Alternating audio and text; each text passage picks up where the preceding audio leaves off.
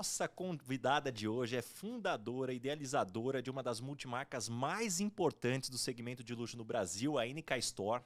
Seu trabalho é reconhecido não apenas no Brasil, mas também internacionalmente. Figura há anos como um dos nomes da prestigiada lista Business of Fashion, que elege os nomes mais poderosos da indústria da moda no mundo. Certamente quem está nos escutando já sabe que estou falando da Nathalie Klein. Nathalie, que prazer ter você aqui. Que legal, o prazer é o meu, uma alegria estar aqui com você. Nath, você começou muito cedo sua primeira loja, em 97, com apenas 21 anos. Como que era o mundo da moda naquele momento? E como é que você vê o mundo da moda hoje? Quais foram as principais mudanças e evolução que esse mercado teve?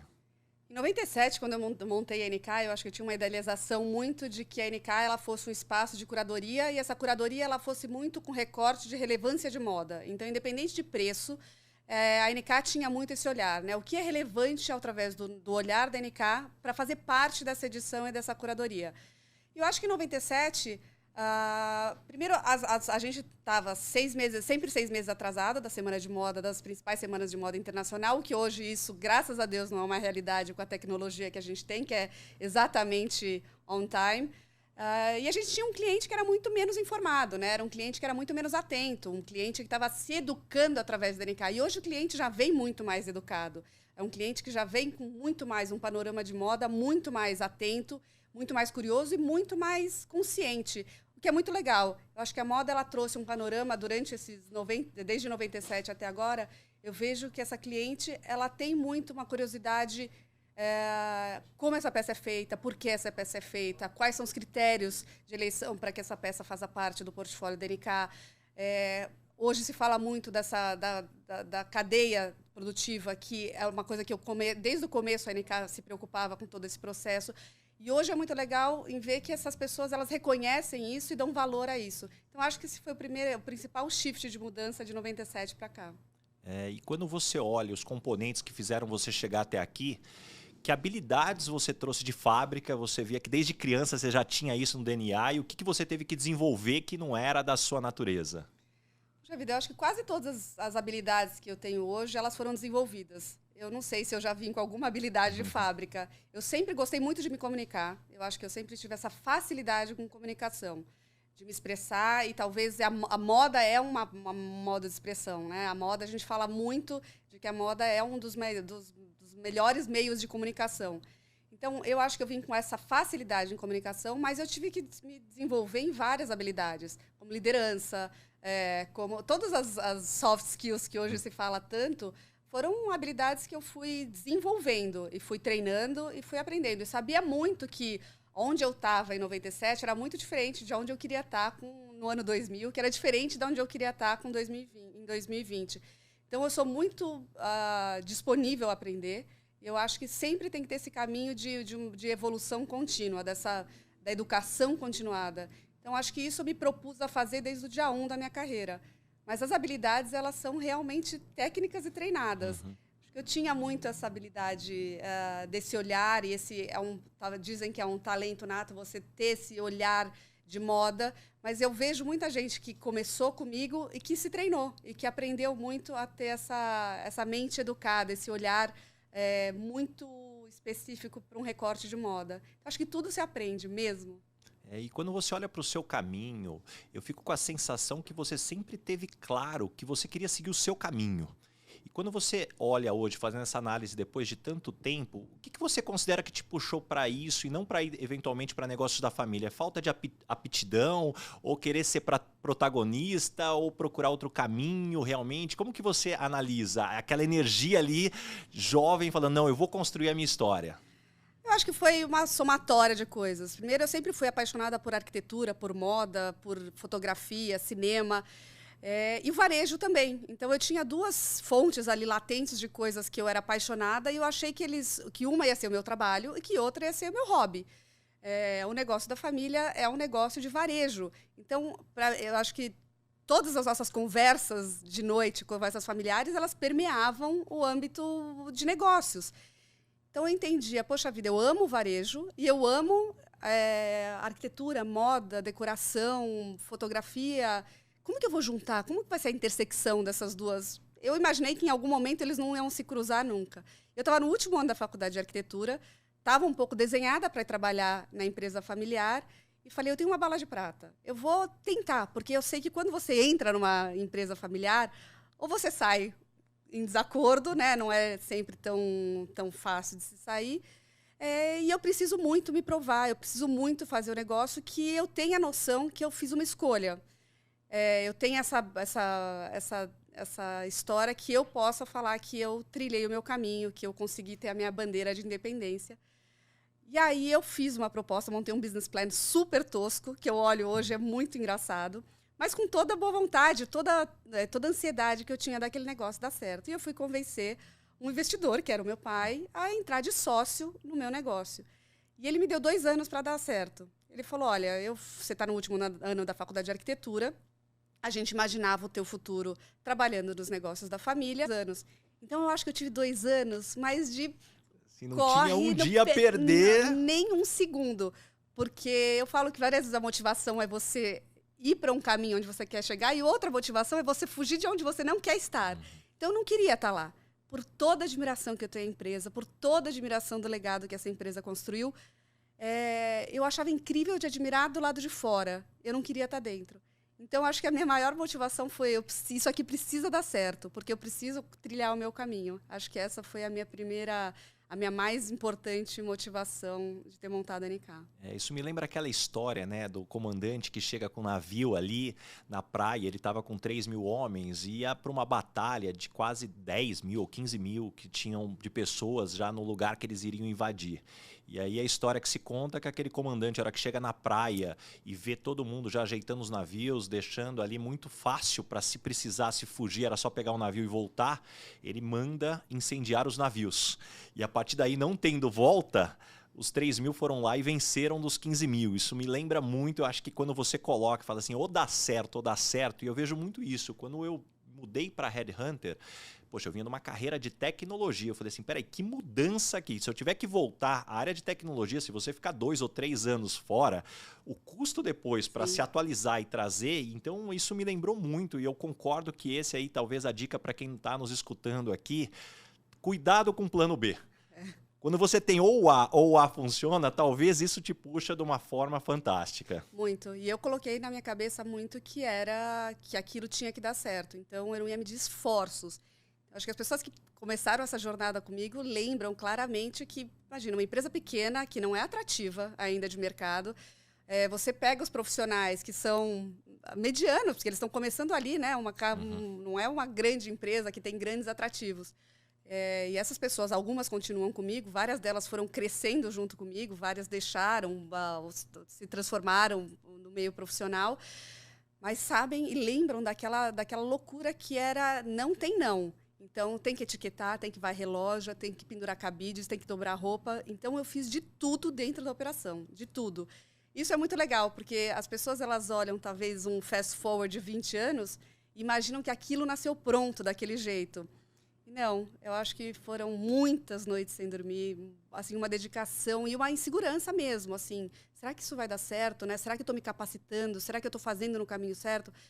Mas mesmo com a minha insegurança que eu tinha do que aquilo podia transformar, eu passava uma segurança enorme para as pessoas, para que elas comprassem aquele projeto comigo e que 20 anos depois, a NK sendo reconhecida como as pessoas voltam e falam, nossa, mas você sabia que ia dar certo desde o começo? E eu falo, não sabia. Eu vendia muito essa segurança para que todos estivessem seguros dentro daquele navio que aquilo ia fazer aquela travessia. Mas claro que eu tinha todas as minhas inseguranças e os meus medos. Então isso é muito legal quando você olha 20 anos depois e tem a transparência e a vulnerabilidade de falar para as pessoas, eu tremia na base, assim, eu morria de medo. E trabalhar com uma coisa que é subjetiva, como moda, né, pode gostar ou pode não gostar. Qual que é o critério? Não é uma geladeira que você precisa de uma geladeira e você vai comprar. Você pode, às vezes, fazer tudo certo e fazer uma coleção que, subjetivamente, as pessoas não se conectem com aquilo. Então, vários dos meus medos, assim, eu coloquei para dentro e falava, vamos com medo. E falando de medos, Nathalie, eu tive a oportunidade de ter um café muito legal com a Michelle Obama e ela reconheceu que a síndrome do impostor é algo que desde o início ela teve que lidar e até hoje ela lida. Então quando a gente pensa, poxa, Michelle Obama, uma das mulheres mais poderosas do mundo, tem síndrome do impostor, como é pra você? Síndrome do impostor já bateu muito na porta, continua batendo? O que você tem de tática para lidar com essas inseguranças? Um monte de vezes. Aliás, a primeira vez que eu li sobre síndrome do impostor, eu falei que bom que isso existe, que isso foi nomeado. Que e isso não é só comigo. Não é só comigo, que isso está em pauta. Eu acho que a gente passa, assim, por uma época de uma carreira que você constrói, que você se sente incapaz, ou se sente que tudo deu certo por conta dos outros, né? Se não tivesse tido aquele ambiente, eu não teria dado certo. Eu acho que tem sim, tem duas coisas que me deram à cabeça. Primeiro, a sorte faz parte de todo o environment. Esses dias eu estava lendo A Psicologia do Dinheiro. E dentro do livro ele fala muito do ambiente de sorte, que o Bill Gates ele foi estudar a chance de uma criança dos Estados Unidos, na adolescência dele, ter acesso ao computador era de 1 em 1 milhão. Então ele já teve essa sorte. Né? E depois, o primeiro sócio que ele teve era um sócio que era super de tecnologia e que era um alpinista, e que ele morreu em uma das tentativas de fazer uma travessia de uma montanha. E quem entrou? Paul Allen. Então, a chance de um alpinista morrer nos Estados Unidos também é de 1 em 1 milhão. Então, você conta com esses episódios, claro, infelizmente, da morte de uma pessoa, mas que colocou outra pessoa encaixada nesse lugar. E eu tive muita sorte na vida. Eu tive sorte de ter excelentes mentores, eu tive muitos privilégios de ter uma família que me deu muito apoio, eu tive privilégio de poder estudar em várias escolas, em escolher a minha profissão. Então, a síndrome do impostor, ela fala muito isso. Poxa vida, mas o quanto foi sorte? Sem dúvida alguma, uma pitada foi sorte, porque eu nasci em um ambiente, eu nasci no Brasil, eu nasci em um ambiente de uma família que estimulava o trabalho de uma mulher, em uma família que estimulava o empreendedorismo. Então, claro que isso foi muita sorte, mas isso foi um pedaço da pizza. E quando você assume que também o sucesso da tua carreira, a sorte, ela faz parte disso, eu acho que isso suaviza um pouco da síndrome do impostor. Então, de vez em quando ela aparece, ela dá poxa vida, você não vai ser capaz, ou você só deu certo por esses fatores, mas hoje eu acho que é mais bem resolvido na minha cabeça. Você sabe que, escutando você falar, teve uma frase que eu escutei, que eu achei fantástica, acho que define bastante. Quando você reconhece algumas oportunidades que você teve, isso não tira o valor da sua conquista. Mas é importante reconhecer que você talvez não teve barreiras que outras pessoas teriam ou terão para alcançar. Eu acho que a partir daí é onde você tem duas formas de olhar, né? Já que eu parti daqui, então eu vou correr e me desenvolver ainda mais. Ou muitas vezes algumas pessoas podem entender que isso já é o suficiente. Definitivamente não é o seu caso, que depois de muito sucesso você foi para Harvard fazer OPM. Conta um pouquinho assim, o que te motivou e qual era a Nathalie que chegou e a que saiu ali, porque o OPM é talvez um dos cursos mais desejados, aí, principalmente por quem empreende. Então, aquela dúvida, poxa, o que será que é o impacto de um curso como esse? Eu resolvi fazer o OPM quando eu estava num momento de carreira que eu entendi que eu precisava. A gente fala tanto em renovar e reciclar tudo, mas poucas pessoas se reciclam, né? A gente recicla papel, lápis, caneta, mas as pessoas pouco se reciclam. E eu sempre fui uma entusiasta de uma educação continuada. Então, eu vira e mexe, o Tufi, que é meu marido, falava, Nathalie, você pega panfleto em farol, não é possível. Eu vejo que você está fazendo qualquer tipo de curso. Porque eu acho que isso tudo cria um repertório que pedaços dele vão formando a tua consciência, pedaços dele vão formando a sua identidade pessoal e profissional. E quando eu vi o programa de Harvard, eu me inscrevi, claro, com toda a insegurança de falar, poxa vida, será que esse programa é para mim? Será que Harvard não é um passo grande demais? E foi muito legal, fiquei muito orgulhosa quando eu fui aceita. E eu acho que a minha vida profissional se define antes e depois do OPM. O OPM, primeiro, ele traz para um ambiente de pessoas que são bem-sucedidas, que montaram os seus negócios. Ele traz cases que fazem você trazer muito para o teu ambiente real de trabalho. E muito do que você pensa dali para o futuro. Várias vezes eu dentro da sala de aula, eu olhava ao redor e eu falava, meu Deus, eu sou abaixo da média. Aí no ano seguinte você fala, não, quer saber, eu sou a média. No ano seguinte você fala, quer saber, nós aqui somos acima da média. Que legal que eu estou num grupo desse, porque é uma troca, primeiro, cultural, social, econômica. Eu aprendi coisas que elas saem muito do âmbito que é quem trabalha com varejo de moda. Então, o meu living group teve de gente que faz construção civil, que faz montagem de museus, tem gente que faz varejo popular. E você aprende muito com as outras experiências. O varejo é varejo. Na última linha, o varejo é o compra e vende. Então, o OPM foi transformador. A rede de amigos que eu fiz, a rede de apoio. E foi muito legal, porque eu consegui ficar esse tempo à distância da NK. Quando eu fui sair da NK, eu fiz uma chave para cada um dos gestores, com uma carta dizendo: você é dono desse departamento, esse departamento te pertence. E aqui está essa autonomia. Então, para a empresa foi muito legal, para os gestores receberem essa autonomia. Claro, um frio na barriga, né? Você sair e deixar um filho adolescente em casa. Você fala, poxa vida, que escolhas ele vai fazer?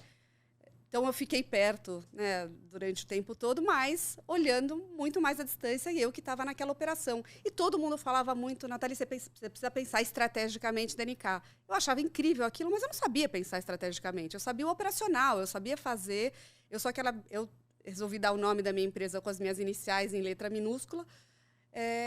E até então eu abria todas as correspondências da NK, porque chegava para a NK, Nathalie, só as minhas correspondências, sou eu. Abria, né, de conta de banco, carta de correio, abria tudo. Eu falava, gente, essa empresa tem 180 funcionários, ela é uma empresa, ela precisa de um pensamento e ela precisa de um líder, uma liderança que olhe para o futuro, fale o que vai acontecer com essa empresa daqui a 5 anos.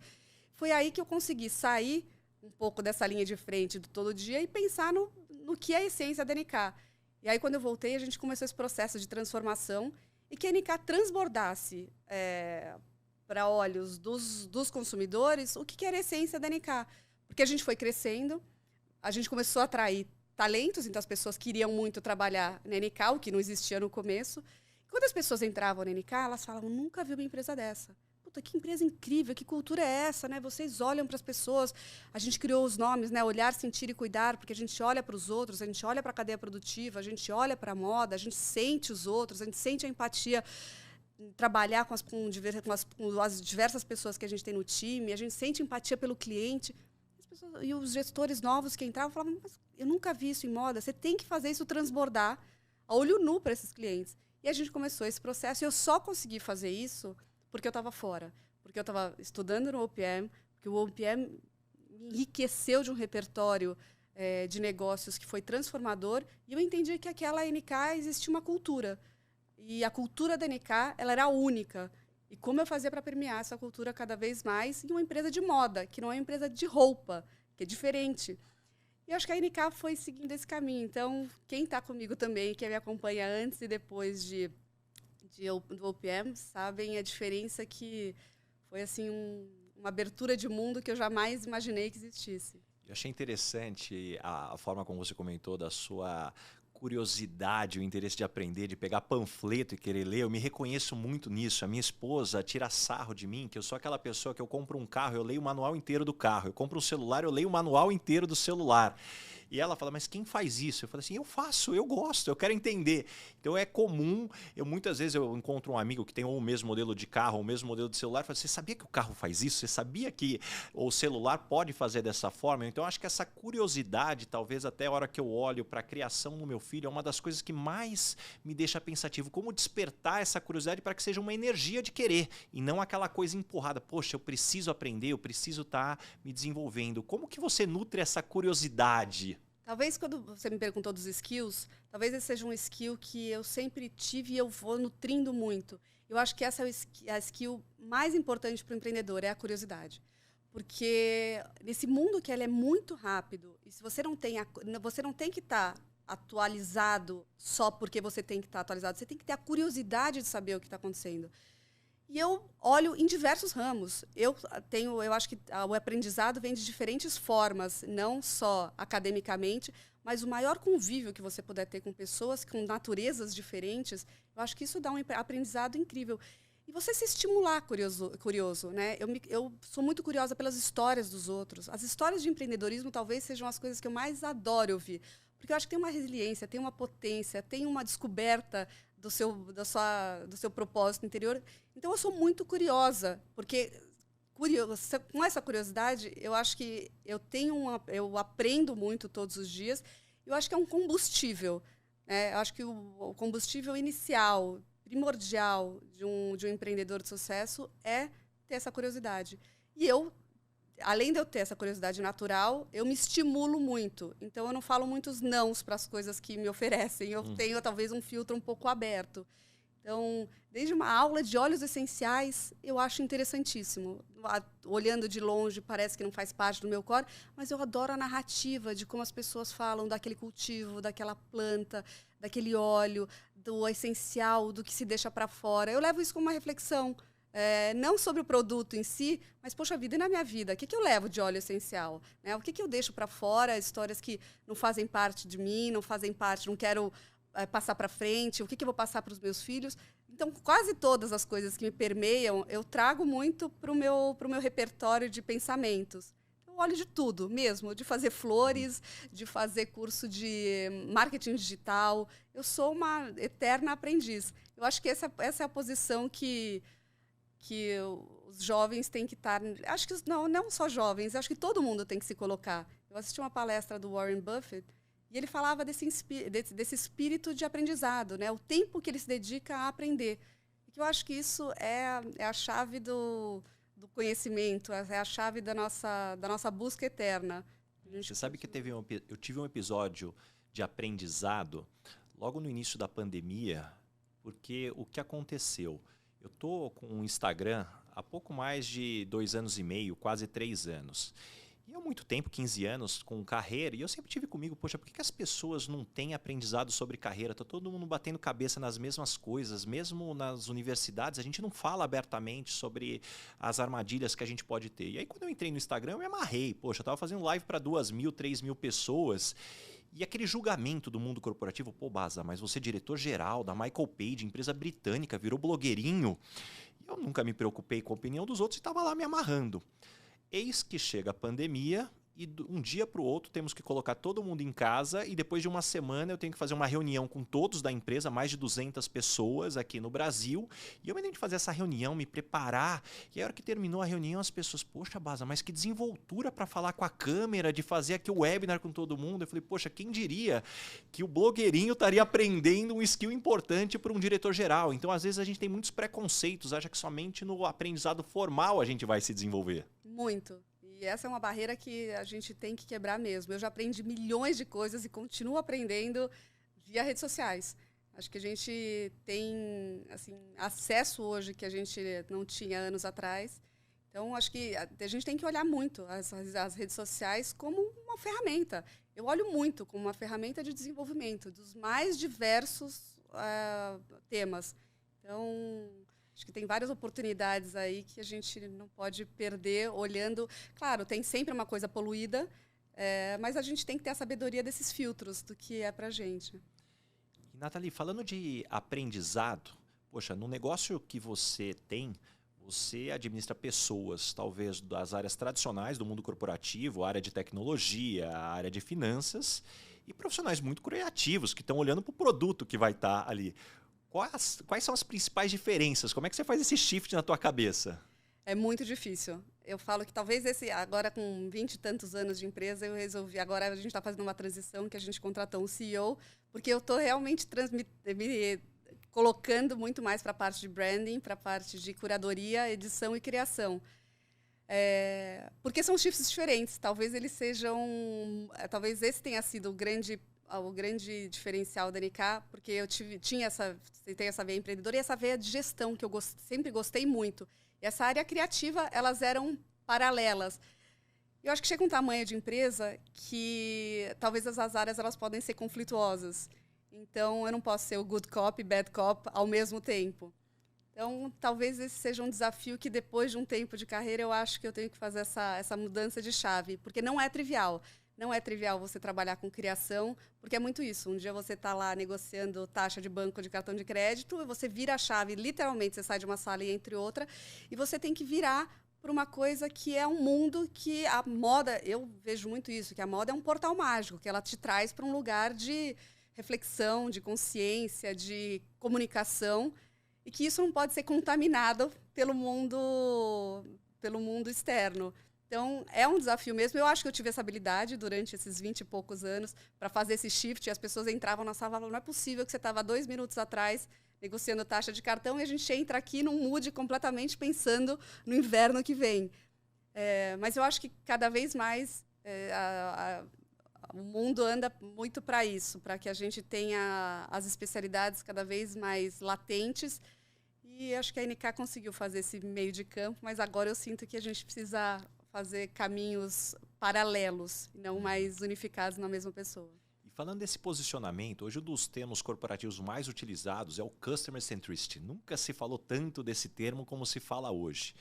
Mas conhecendo a história da sua empresa, poxa, eu me lembro de muitas iniciativas bacanas, até de você mandar chave para casa de cliente. Conta um pouquinho, qual que era a tua visão? Porque nada trivial. Naquela época nunca se falou de Customer Centricity e hoje só se deu um nome bonito para quem sempre teve no varejo, soube da importância.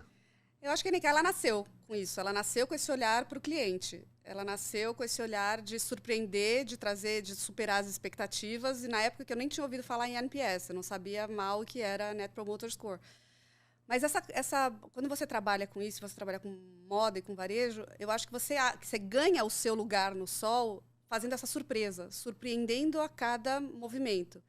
E a NK a gente fazia CRM já 15 anos atrás, agora, claro, é uma ferramenta que ela é indispensável, mas a gente começava já a fazer esses ensaios de CRM há 15 anos atrás. Então, uma dessas iniciativas, a gente tem uma clusterização de mailing, e dentro de uma caixa que essas clientes recebiam, elas recebiam as palavras principais da NK, olhar, sentir e cuidar, cada uma com um objeto, né? O olhar é o espelho, o sentir era a vela, que é feita do mesmo material da escada da NK, e o cuidar, que era uma pedra, um cristal de quartzo. E tem a chave da NK, que significa que a NK está lá 24 horas para te servir. Você é dono dessa empresa, você faz parte desse universo. Então, as chaves, vem literalmente a chave da loja. E a gente implementou, logo depois do OPM, uma caixinha que chama Share and Care, que veio muito do case do Oberoi, que é o quanto esse colaborador ele tem de oportunidade para surpreender esse cliente. Então, a gente tem ações, a gente tem um livrinho que a gente tem ações que toda vez que esse vendedor ou que qualquer pessoa da NK faça, que surpreenda esse cliente, eles anotam como um livro de bordo que conta essas histórias da NK. Então, eu tenho, por exemplo, um vendedor no Rio de Janeiro que um dia colocou lá no livro que recebeu uma ligação de uma cliente às 3 horas da manhã, que ela estava num casamento, que o zíper do vestido rasgou, e não era um vestido da NK. E ela, claro, Rio de Janeiro são mais informais, ligou para esse vendedor, que são amigos, ela falou, eu não posso ir embora desse casamento. Ele passou na loja, pegou um vestido e levou para ela no casamento. E isso é uma surpresa. E isso é uma coisa que a gente trabalha para isso, a gente trabalha para surpreender. Então, a gente tem essa caixinha, e essa caixinha é um dinheiro que esses vendedores, toda a equipe tem, para fazer essa surpresa para o cliente. E são coisas mínimas, não está em nenhum guideline. Está no tipo, a gente não serve refrigerante na loja por princípios, porque é muito da minha identidade, eu não tomo refrigerante. Mas tem uma cliente que chega lá e fala, putz, eu queria tanto uma Coca-Cola. Não se preocupe, eu vou dar um jeito, vou trazer uma Coca-Cola. Aquela Coca-Cola vira o ponto de conexão de quão especial é aquela pessoa. E qualquer coisa muito simples. Então, não custa muito para você surpreender esse cliente. E os cases do Oberoi trouxeram muito isso, né? Essa experiência que o cliente tem, que transcende o técnico do que uma loja faz para te surpreender, eu acho que isso todo mundo já sabe. Esse beabá, todo mundo já está acostumado. Como você surpreende esse cliente? Você entra numa loja, você é bem atendido, mas isso vai muito com a expectativa que você já espera daquela loja.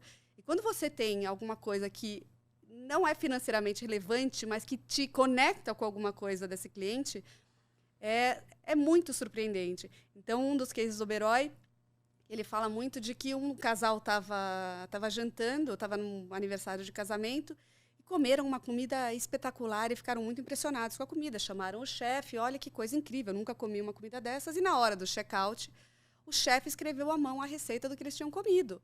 Qual é o preço disso? Financeiramente, absolutamente nada. Isso vira uma memória para eles contarem isso em diversos outros lugares. Então, uma das histórias também é que uma das clientes do Oberoi chegou no Oberoi e chorava muito. E a arrumadeira falou, indiana, falou, eu posso te ajudar em alguma coisa? Eu estou vendo que você está muito abalada.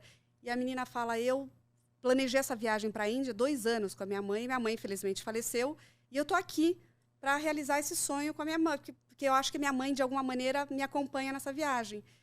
E a menina que fazia a limpeza do Oberoi, no dia seguinte, trouxe sementes para plantar no jardim do Oberoi, para fazer uma homenagem à mãe dela. Nossa, até arrepia uma história como essa. Essas histórias que elas devem permear as nossas decisões. Então, essas histórias que fazem as marcas serem as marcas que elas são.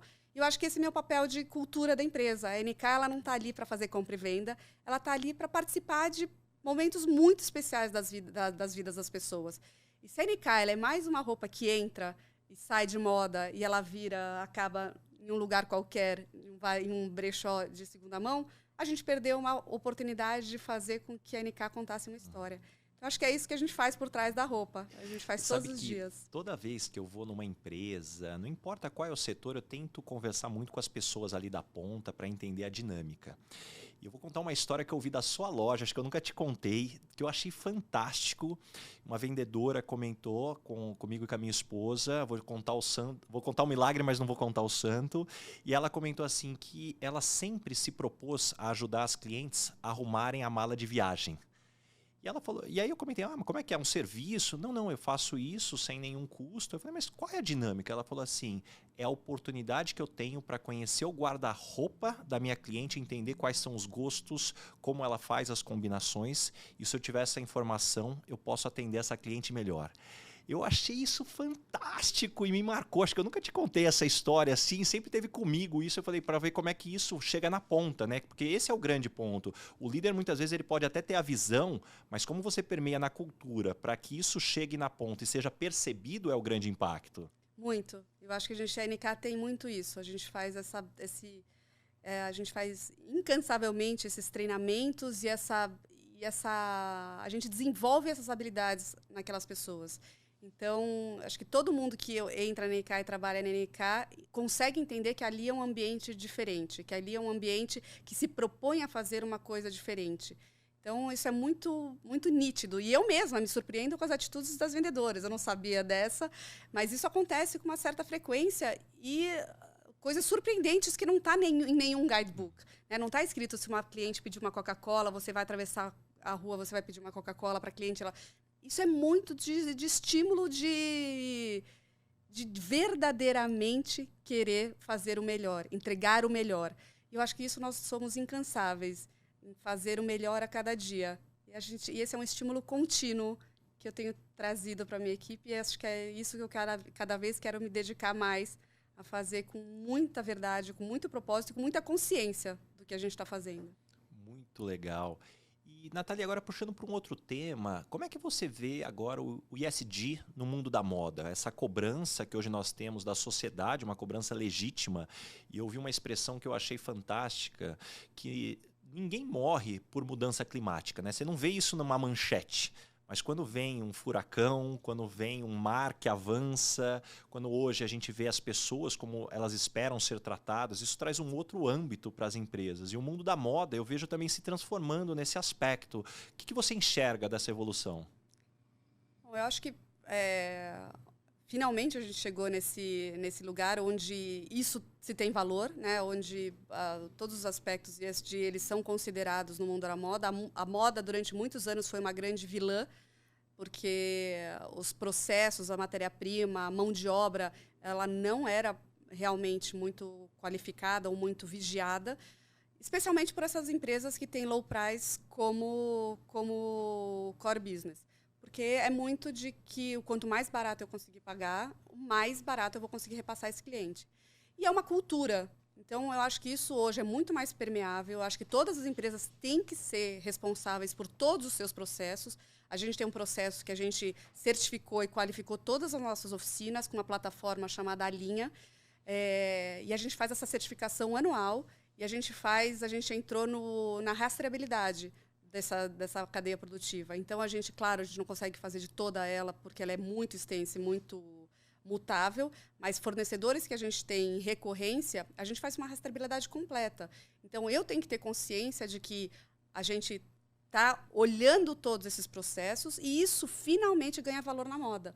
Hoje, ontem foi anunciado que o Grupo Kering abriu mão de uso de peles no mercado de moda, que é um excelente avanço. Eu acho que esses grupos grandes, dando essas sinalizações, os grupos menores ou as marcas menores, elas já nascem também com uma consciência muito melhor do que se tinha há 20, 30 anos atrás. Então, quando a gente fala de oportunidades de negócio ESG no mundo da moda, tem 1 milhão. Então, se você nasceu há 20 anos atrás em um ambiente onde isso não era discutível, você tem a chance de se readequar. Mas se você nasce hoje, você obrigatoriamente tem que ter isso como core da sua empresa. Então, acho que a gente vem fazendo essa transformação há alguns anos. Várias dessas práticas, elas eram dentro de casa, a gente nem tinha nomeado para isso, então a gente tem uns códigos de ética lá na NK, que a gente fala às vezes, nunca e sempre. Então, tem coisas que nunca, né? Mão de obra que a gente não sabe de onde vem, nunca. Tecidos que vêm de lugares que a gente não sabe, nunca. Fornecedores novos que estão se capacitando, às vezes, vamos acompanhar. E empresas certificadas, empresas que são 100% qualificadas, sempre. Então, a gente vai nessas regrinhas e quando a gente vê isso... Nunca, às vezes e sempre. Olha que forma fantástica de deixar a diretriz muito clara para o time. Claro, e é um time que está lá olhando todos os dias. E é time de costureiras, de cortadores, de modelistas, que tem que saber os nossos códigos de ética, de coisas que nunca... Uma oficina que você não sabe onde é, que você tem desafios de produção, que você não sabe como eles remuneram os funcionários. Nunca. Uma empresa que está começando agora, que está se estruturando, que está nesse processo de transformação e que vai passar por nosso processo de certificação, que é da linha, às vezes. A gente precisa dar chance, a gente não pode não dar oportunidade para aqueles que estão se ajustando. E eu falo muito que o meu interesse é trabalhar em empresas, em oficinas que estejam em transformação, porque as transformadas já estão lá, já sabem o caminho. É desafiador você trabalhar nas que estão se transformando. E eu acho que esse é muito o papel da NK. A gente gosta muito de trabalhar nessas empresas em transformação. Nossa, olha só que aula. E, Nathalie, no mundo da moda, no mundo dos negócios, você é admirada, respeitada, todo mundo te conhece. Agora, como é a Nathalie dentro de casa? Como que você é vista pelos filhos, pelo marido, irmãos, primos? Como é que você acredita que eles te definiriam? Puxa vida, essa é uma boa pergunta que eu não sei como responder. Eu acho que meus filhos têm muito essa coisa da minha organização, dos meus processos, da minha disciplina. Talvez isso tenha sido uma coisa que seja muito transparente na minha carreira, a minha disciplina, e eu tento passar muito isso para casa. Eu tenho um perfil que talvez é um pouco controlador, e eu acho que a primeira palavra que eles diriam é que eu sou um pouco control freak demais. E que talvez eu esteja exercitando no papel de mãe, ter que abrir mão desses controles. Então, eu falo que ser mãe é realmente o MBA. Não foi Boston, mas está sendo ser mãe, é minha transformação como ser humano. Mas eu acho que eu sou muito forte, eu tenho uma resistência muito grande, eu sou muito otimista. E eu sou... Puxa vida, eu sou chata pra caramba. Régua alta lá em cima. Meus filhos me acham muito chata. E eu falo que antes de Boston, eu casei com o Tufi, que para mim era a minha grande referência em moda, né? Ele foi fundador da Fórum, ele foi fundador da Tufi Dueck, vendeu a marca dele há alguns anos. E eu falo que antes de Boston, eu tinha certeza que eu tinha casado com a minha alma gêmea. Depois de Boston, eu descobri que eu casei com o meu benchmark. Então, eu sou casada com o meu benchmark, o que me traz várias vantagens competitivas de ter um mentor ali dentro de casa. É uma troca super interessante. Demais. E Nathalie, ao longo da sua carreira, quais dificuldades você entende que você sofreu simplesmente por você ser mulher? Acho que nesse ambiente de moda ele é um pouco mais amistoso para a mulher. A minha empresa tem 78% de presença feminina. Foi uma das empresas eleitas pela Great Place to Work, uma das 70 empresas melhores para a mulher se trabalhar no Brasil. Então, eu circulo nesse ambiente de moda que ele é um pouco mais amistoso. Eu nunca senti grandes diferenças sendo mulher. O que eu sinto é que as mulheres elas precisam se qualificar, uma qualificação maior, às vezes, para se provar que a gente pode. Então, eu nunca me senti de lado, eu me senti minoria, sem dúvida alguma, em qualquer fórum empresarial, eu sempre me senti a minoria. Inclusive no OPM, éramos 113 pessoas, 26 mulheres. Então, em quase todos os ambientes, as mulheres são minoria. Mas eu acho que eu me entendi também como mulher e como protagonista da minha história. Nunca me coloquei como vítima sendo mulher e tive vários privilégios. Eu tenho certeza que grande parte das mulheres não tiveram essa mesma sorte que eu tive. E quando eu falo do componente sorte, eu nasci em um ambiente que eu fui muito bem-vinda sendo mulher. Então, eu não tive essa... Entendo muito que no meio corporativo muitas mulheres sofrem com essa discriminação. E meu papel é isso, dar capacidade para as mulheres, engajar mulheres, estimular mulheres. E acho que o mundo da moda também é o segundo maior empregador de mulheres do mundo. Então, acho que é um ambiente onde a mulher consegue exercer sua potência e que ela possa ser reverberada para vários outros meios. Eu acho que a mulher está andando a passos largos para essas conquistas merecidas. Muito bom. E qual que é a sua estratégia para conciliar aí tantas cadeiras? Cadeira de mãe, de esposa, de empresária, de aprendiz. Você comentou já que você é super disciplinada. O que mais você coloca no teu dia a dia para conseguir aí cumprir essa agenda? A minha agenda ela pode ser bastante caótica, mas eu acho que eu tento fazer um planejamento e eu aprendi há pouco tempo atrás que dentro da agenda a gente sempre tem que deixar um horário para o imponderável. Então, eu deixo 1 hora por dia para não marcarem absolutamente nada, porque eu sei que esse imponderável vai acontecer. É ligação de filho, é ter que fazer check com o médico. Então, isso me organiza muito na minha agenda. Tirei também um horário para mim, porque eu achava quase um pecado. Quem também trabalhou comigo muitos anos sabe que eu almocei 18 anos na mesa do meu escritório, porque eu achava que eu tinha que otimizar todo aquele tempo. E entendi que não, que eu acho que quando você faz as coisas de uma maneira organizada e planejada. Então, o mesmo planejamento que eu tenho para a NK, eu tento colocar na minha vida, que é muito corrida, sem dúvida alguma. Falo agora muitos nãos para algumas coisas que me convidam e que eu tenho que ter as minhas prioridades. Olha, que honra ter você aqui nesse podcast! Olha, eu vou te dizer que eu sou, graças a Deus, pela minha história e trajetória, eu tenho um monte de convites e eu tenho que fazer algumas seleções. Eu acho que eu tenho que priorizar amigos, tenho que priorizar amigos de amigos e pessoas que eu admiro muito. Então, eu quero muito estar nesse lugar onde seja sempre uma troca. E acho que toda oportunidade, quando a gente fala para o outro, a gente fala para a gente mesmo, né? Então, quando eu falo para você da organização, da disciplina, eu falo, puxa vida, eu tenho que continuar exercendo esse meu papel disciplinado. E a agenda, às vezes, ela é muito corrida. Não acho que é uma agenda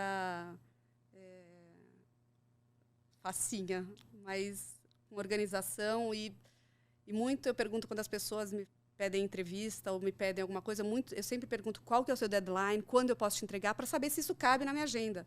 Então, essa disciplina eu também coloquei comigo, né? Se eu for entregar, eu estou aqui com você. Eu estou totalmente dedicada a essa hora, falando com você o meu melhor conteúdo que eu posso, porque eu estou 100% dedicada aqui.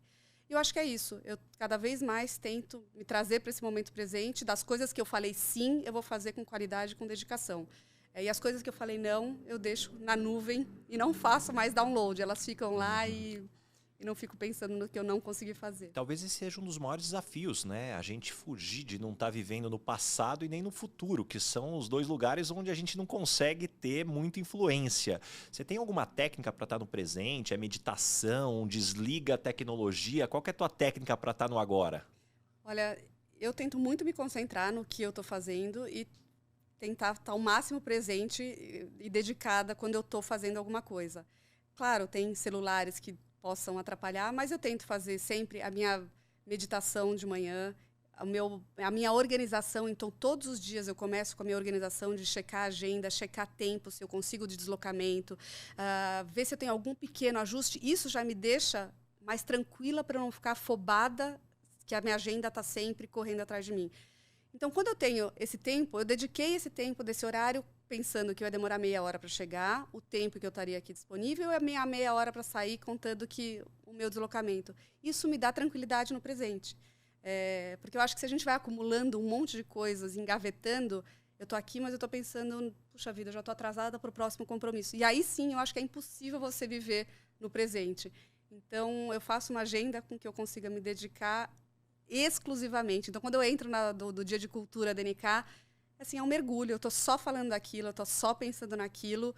Claro, milhões de pensamentos periféricos, mas o meu pensamento exclusivamente está em fazer melhor aquele momento. E isso, quando você vê que isso dá um resultado e que você consegue atingir tua máxima potência naquilo, isso vira quase um mantra e uma coisa um pouco de rotina. Então, quando você experimenta fazer aquilo de verdade, putz, é um flow, como a gente está aqui. Muito bom. E, Nathalie, vamos agora para o momento Headhunter. Qual a pergunta que você não deixa de fazer quando você está entrevistando alguém para trabalhar na sua equipe? O que você espera e onde você espera estar daqui 5 anos. Eu acho que as pessoas também têm que ter um planejamento pessoal e profissional muito coligado. Então, tem muita gente que durante a entrevista fala muito dessa vontade, quero trabalhar com moda, mas daqui 5 anos eu quero morar em Bali. Então, eu acho que tem que ter muito isso, esse pensamento de longo prazo, né? O quanto essas pessoas vão se dedicar a longo prazo. Ou eu quero estar trabalhando com moda, mas que seja uma moda que seja consciente, inclusiva. Você fala, poxa vida, então é uma pessoa que está pensando com os mesmos valores e com os mesmos propósitos e um pensamento a longo prazo do mesmo pensamento da NK. Então, muito isso. E eu gostei muito da forma como você falou, porque isso, no final do dia, é que faz o trabalho da liderança ser mais fluido. Porque eu vejo as pessoas contratando sem os critérios adequados e depois quer fazer milagre, né? Eu sempre ouvi a frase contrate pessoas diferentes de você. Eu acho que é uma frase incompleta. Contrate pessoas diferentes de você, desde que tenham os mesmos valores. Porque senão depois não tem liderança mágica que vai conseguir coordenar essas pessoas para estarem juntas. É exatamente isso. Acho que as pessoas elas precisam estar conectadas e hoje, cada vez mais, eu acho que uma empresa que é coesa e que walk the talk muito, são pessoas que compactuam dos valores, tanto da empresa como dos meus valores. Hoje você vê o desafio que essas empresas, Philip Morris, têm de contratar pessoas, né? E mesmo com todo o movimento que eles estão fazendo. Então, acho que as pessoas precisam estar muito conectadas com os valores, mas é muito um pensamento a longo prazo, como você pode se imaginar daqui a 5 anos. Não obrigatoriamente trabalhando na NK, mas o que você imagina para a sua carreira.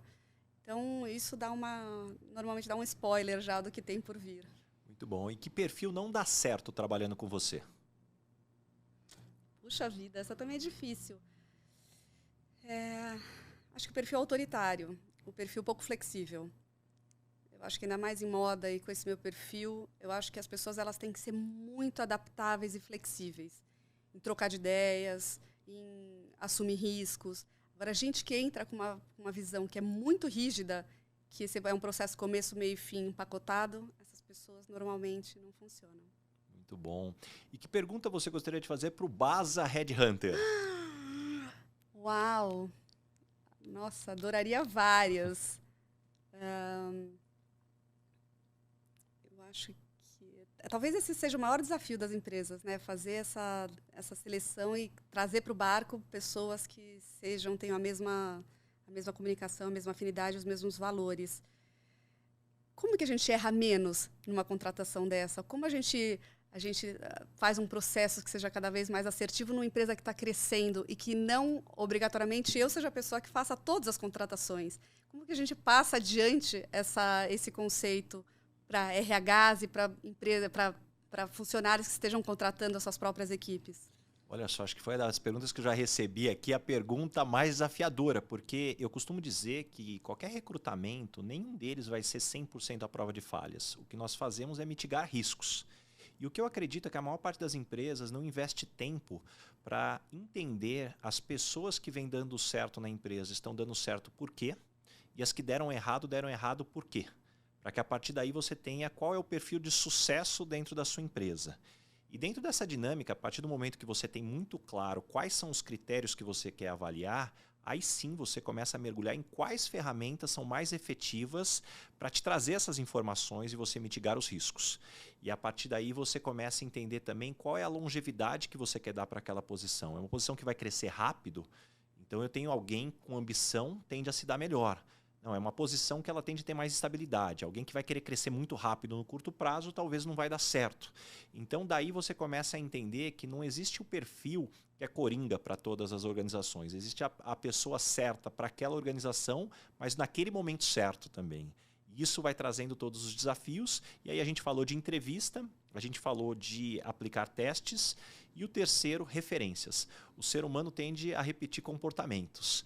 Então, o que essa pessoa deixou de legado, o que ela deixou de história por onde ela passou. E é claro que ninguém passa referência que vai falar mal, né? Há 15 anos eu nunca vi ninguém passando referência que vai falar mal. Mas é aí onde entra o seu networking. Como que você chega nas informações corretas para entender a história daquela pessoa que tende a repetir os comportamentos que ela teve naquele outro lugar, também na sua empresa.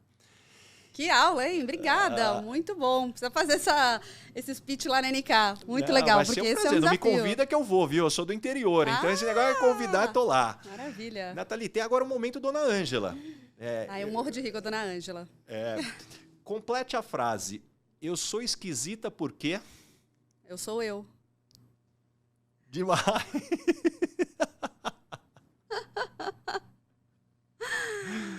Eu sou eu, por isso que eu sou esquisita. Muito bom, muito bom.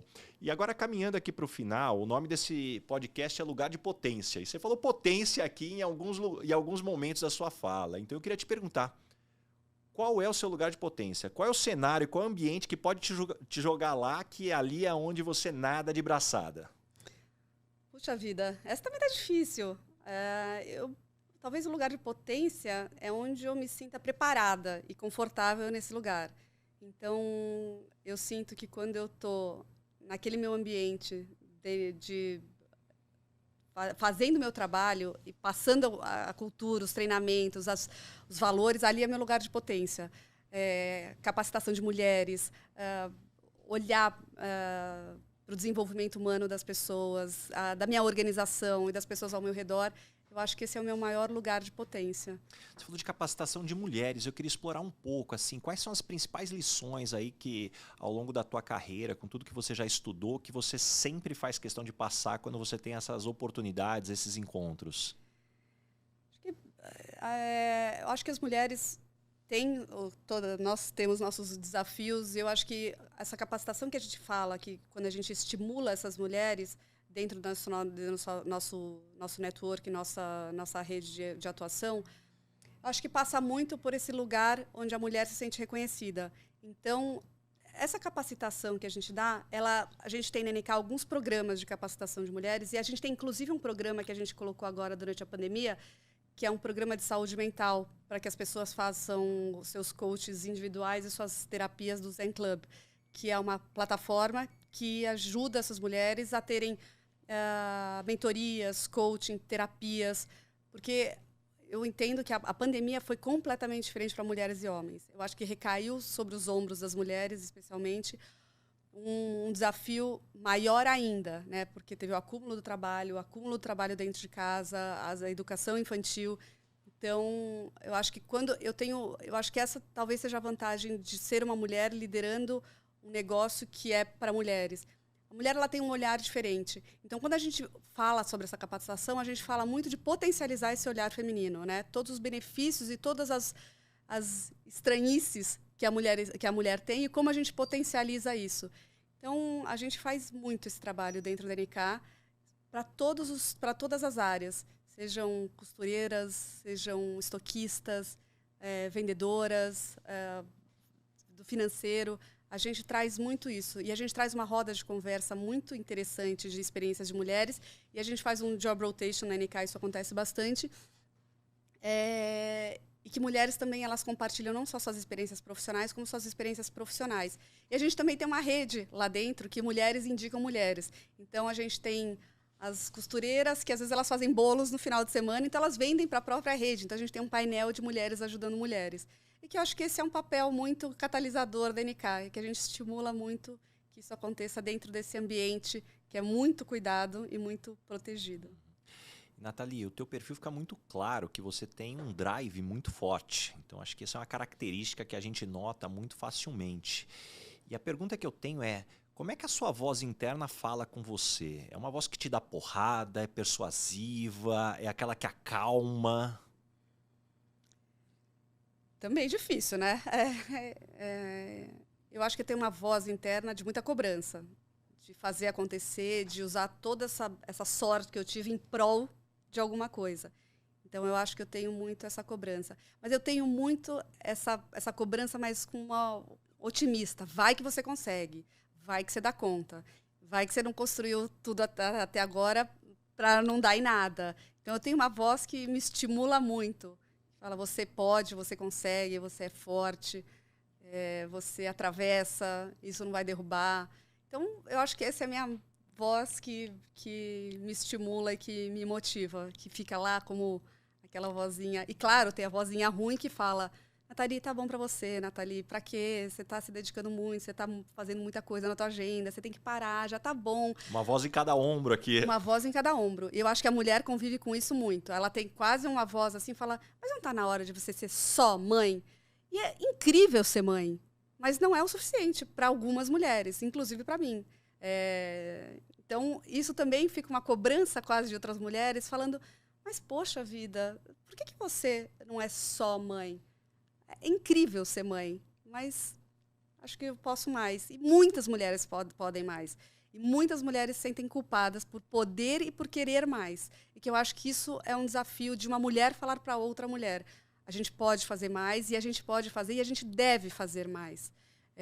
A gente tem o nosso papel como mãe, e que são pedaços de uma pizza, porque o resto da pizza somos nós. O que a gente vai continuar quando os nossos filhos crescerem?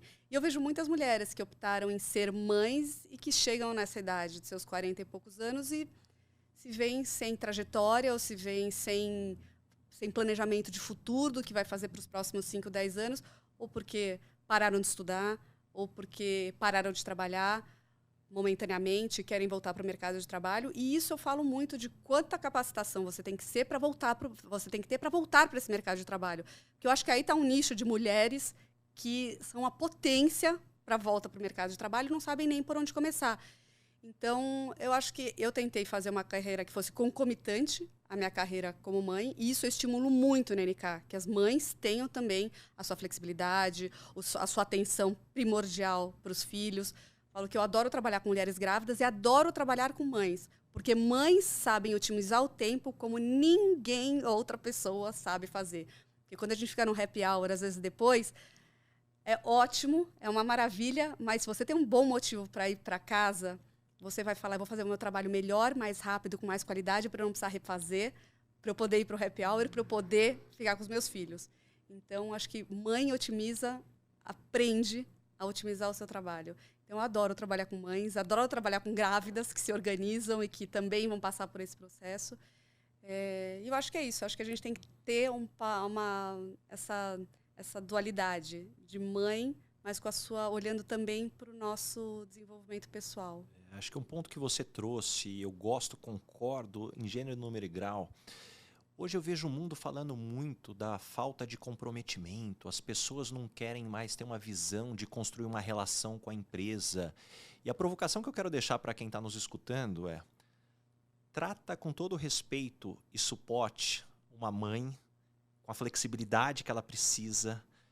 Uma mulher, quando descobre que está grávida, que vem toda a insegurança. Minha esposa trabalha no mercado financeiro, então eu acompanhei de casa também, e eu costumo dizer sempre no meu lugar de fala, né? Porque eu não posso falar pela minha esposa, mas eu posso falar como marido, a preocupação que eu tive e toda essa dinâmica. Então, se você hoje na tua empresa está com muita dificuldade de comprometimento, essa dinâmica, tem um bom programa para suportar as mulheres quando engravidam, quando elas retornam, depois na flexibilidade necessária como mães. E aí vocês me contem depois se você não tem uma guerreira aí do seu lado, que, de novo, se infelizmente o mercado tem muito para evoluir nesse aspecto, sai na frente. Esse é um diferencial. Sem dúvida, sem dúvida. Eu acho que as mulheres, elas têm esse compromisso, sim. E eu vejo pela NK, eu vejo quando as pessoas entram na NK, a gente tem uma dificuldade até de troca de equipe, de oxigenação de equipe. As pessoas não querem sair da NK. Porque, claro, tem alguns desafios de propostas de empresas grandes, meninas jovens que sonham em trabalhar em enormes empresas, e eu também estimulo que faça parte da carreira delas uma experiência profissional em uma empresa muito grande. Mas o acolhimento que a gente dá, o olhar que a gente dá e o cuidado que a gente dá, ele transcende o que está escrito no nosso mandato. Ele realmente acontece E é uma empresa que ela acolhe muito. E eu acho que nesse momento, ainda mais pós-pandemia, ou final de pandemia, se Deus quiser, essas relações humanas, elas vão contar muito mais do que só os benefícios. Então, claro, você tem que ter uma empresa justa, com os benefícios, com os salários, mas uma empresa que estimula muito esse senso de coletividade e acolhimento e comunidade. E quando você trabalha na NK, as pessoas se sentem pertencentes a essa comunidade da NK. Isso não se constrói do dia para a noite, e isso é muito das decisões que um líder toma durante a sua jornada. Nossa, que aula, Nathalie. Acho que todo mundo que está nos escutando aqui já deve ter chegado na 7ª ou 8ª página aqui de anotações. Quanta coisa bacana. Para a gente completar, Nathalie, o que é felicidade para você? Acho que a felicidade é uma composição de coisas. Eu não acho que é um recorte único. Eu acho que é entender o seu papel no mundo, se entender como ser humano e se entender como corresponsável pela vida de muita gente. Então, isso me deixa muito feliz, saber do meu papel na vida das pessoas e as pessoas também saberem do papel delas na minha vida. Então, eu falo bastante isso na minha empresa, que a gente tem que tirar um pouco essa ideia de que o líder é sempre o inspirador e o desencadeador de todos esses movimentos. As pessoas me inspiram muito. As histórias das pessoas dentro da minha empresa me inspiram muito. E essa troca me traz felicidade. Ouvir me traz muita felicidade. Que mensagem bacana, que mensagem fantástica. Nathalie, aonde as pessoas te encontram? Quais são os projetos? Deixa aqui as pessoas que estão te acompanhando aqui, querem continuar te acompanhando aqui, a sua mensagem. Puxa vida, eu fico meio ativa no Instagram, Nathalie Klein Dweck. Então, lá, de vez em quando eu tenho um pouco de agenda, eu falo um pouco sobre a empresa, sobre processos, sobre empreendedorismo, sobre trajetória profissional, trajetória pessoal. Compartilho, às vezes, algumas coisas de filhos, porque eu entendo que esse é um público que possivelmente tem muito esse perfil de mulheres que trabalham. Então, nas redes sociais, bem devagar, eu sou um iniciante nessa área, e todos os dias, ou na NK, ou na fábrica, ou no family office, ou na minha casa com os meus filhos, Não e stop. fazendo, acho que possivelmente eu estou sempre em atividade e isso me faz muito bem. Muito bem, Nathalie, muito obrigado mesmo. Poxa, que aula, que mensagem fantástica que você deixa para todo mundo que está nos escutando. Que prazer estar aqui contigo. Muito obrigado mesmo. Obrigada a você, foi um prazer e uma delícia de conversa. Fiquei muito feliz. Muito obrigado.